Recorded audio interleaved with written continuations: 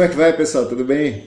Só para complementar o outro vídeo da papinha, para ilustrar, meu primeiro casal de isabelinos que eu trouxe do sul para cá, no primeiro ano, teve 4 posturas. Nasceram 11 filhotes. Então, o que acontecia? Os filhotes tinham uma sobrevida de 1 semana. Os pais deixavam de tratar. 1 semana, os bichos todos morriam. No primeiro ano foram 4 posturas e todos os filhotes morreram. No segundo ano, eu repeti o mesmo casal. Nasceram 14 filhotes e os pais trataram de todos eles. Então, assim, eles chegaram com o estresse da viagem, com alguma coisa. No ano seguinte, eles estavam melhor adaptados, estavam saudáveis, estavam completamente adaptados ao meu manejo e correu tudo bem. Então acontece isso às vezes também, tá? Por isso que a gente não pode descartar logo de cara um casal que não deu certo, tá? Depois a gente fala mais sobre outros detalhes aí dos acasalamentos. Então, pessoal, por enquanto aqui, assim como o meu canaril, o canal vai seguindo improvisado, ainda não tem o formato ideal, tá certo? Nem os aplicativos, os equipamentos aí, então tá tudo de maneira improvisada, por isso que não dá para fazer nem vídeos mais longos, nem vídeos no canaril que o som fica um pouco ruim, mas aos poucos eu vou mostrar mais aves, que é o que interessa, né? O amigo Wagner Gomes pediu para eu falar um pouco sobre por que eu crio uma cor única, ou qual a importância disso pensando nos concursos. Eu crio canários pensando em competição, então sempre que eu explorar algum assunto aqui, toda a minha criação é voltada para competição, tá certo? Então, fica implícito isso. Então, o que acontece? Eu, quando comecei, também comecei com várias cores. Eu comecei com isabelinos com e sem fator e com os ágatas pastéis, tá? Então, quando você escolhe uma cor, e normalmente é a cor que você gosta, pensando em competição, você automaticamente vai se filiar a algum clube. Muitas vezes o clube só vai te aceitar se você criar uma cor que não tenha concorrência, tá certo? É um erro, eu concordo, mas é uma estratégia dos clubes, tá certo? Para que todo mundo possa ter condições de chegar ao brasileiro sem ter uma competição já no próprio clube. Eu acho até um erro, né? Mas enfim, muitos clubes adotam essa prática. Mas qualquer que seja a cor que você escolheu, você começa lá criando aquela cor, seja, vamos por um exemplo aqui, seja um ágata clássico, um ágata amarelo, você compra lá um casal de ágata amarelo intenso e nevado. Começa a competir no clube e começa a se classificar para o brasileiro, tá? Aí as suas aspirações, evidentemente, é chegar na área de classificação no Campeonato Brasileiro. A partir daí, o que acontece? Você vai vendo que você vai ter, ao final do Campeonato Brasileiro, uma determinada pontuação na série dos ágatas clássicos que você conseguiu a partir da classificação dos seus canários. Então, para você conseguir ter um melhor rendimento na série, evidentemente que você vai automaticamente criar outras cores que pertencem àquela série. No caso dos ágatas clássicos, você vai criar ágata marfim, você vai passar a criar ágata mosaico, você vai passar a criar ágata mosaico marfim, você vai passar a criar ágata prateado dominante, tudo para ter mais condições de pontuar e subir na sua posição na série.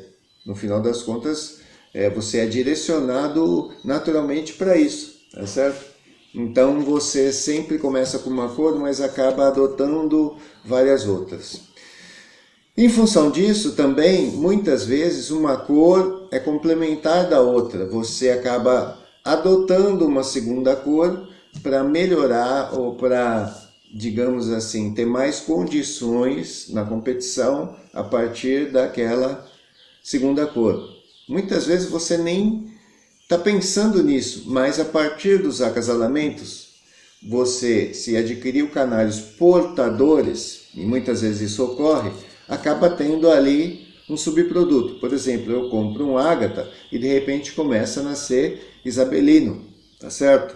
Então, ou até começa a nascer acetinado, porque normalmente os ágatas portadores de isabelino têm uma melanina mais acentuada. E assim como se usa acetinado pelo mesmo motivo para melhorar, digamos assim, os isabelinos, então você acaba, ao utilizar uma cor, herdando a outra. E às vezes você tem lá um casal de ágatas que começa a te dar isabelino, que começa a nascer acetinado e assim por diante. Uma confusão, na verdade. Então, no começo da criação, às vezes a gente tem que enfrentar essas surpresas. E aí começam a surgir outras cores. Qual a vantagem de você ter uma cor só? No meu caso, é uma necessidade porque eu tenho pouco espaço, tá certo?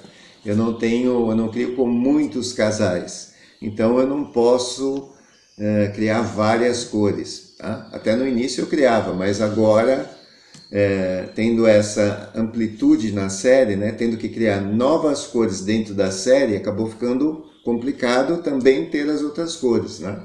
Então, por este motivo eu optei pelos ágatas pastéis, porque eu já gostava da cor e porque é a que estava me dando mais resultado, né? Eu tive uma resposta mais rápida. Eu classifiquei isabelinos também sem fator no Campeonato Brasileiro, mas estava ficando complicado manusear no meu espaço, nas minhas condições, duas cores, duas frentes, né?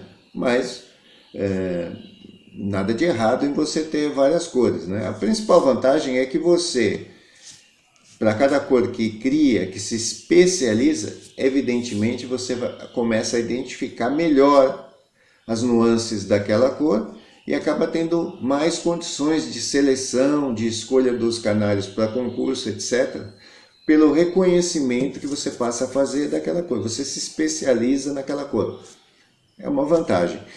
A principal desvantagem é que você tem um nicho só de mercado. Querendo ou não, apesar de todo mundo achar que tem um hobby, esse hobby, de alguma forma, você vai ter que agir ou você vai ter que dispor de filhotes, tá certo? Um casal, você tem lá 15, 16 filhotes no ano, imagina 10 casais, são 160 e assim, em progressão geométrica, você não vai ter espaço nem no Pacaembu, né, nem no estádio de futebol para acomodar tantos filhotes aí com o passar dos anos. Evidentemente que você tem que vender o excedente, tá certo? Então, nesse caso aí, quando você cria uma cor só, você está restrito, né? Você não tem opção.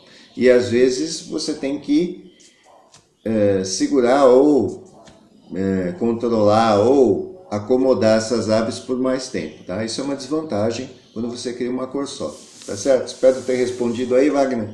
Um abraço a todos, boa criação e vamos em frente, né? Esse vídeo aqui acho que vou publicar amanhã para não entupir o YouTube com as minhas falas, né? E a minha cara bonita, porque é o seguinte, eu já estou cansado de ver filhote em ninho, né? Então eu sei muito bem, não é muito bom a gente ficar repetindo a informação, tá certo? Um abraço, pessoal.